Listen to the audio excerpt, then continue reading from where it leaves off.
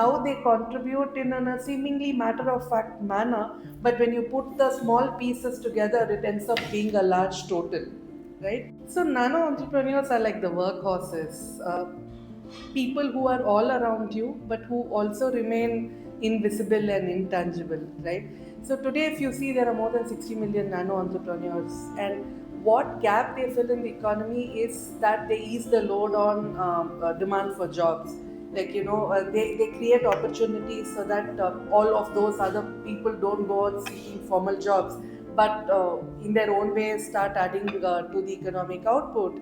And the second thing is they reach areas which are otherwise not reached by big businesses, etc. So accessibility is another big function that they perform. Unfortunately, because these are not formal enterprises, or most of these are not formal enterprises, many of these are outside of your GDP dashboards, and hence outside of the formal MSME ecosystem. Right? So, I think today nano entrepreneurs are seen as someone who, like a school student, you graduate the student from school to college.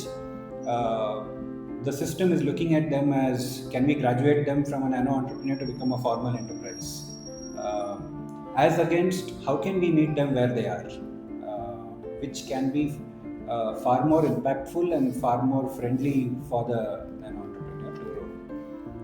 And therefore, to me, when there are so many of them doing such an important part, any talk about MSMEs, leaving out nano entrepreneurship remains incomplete.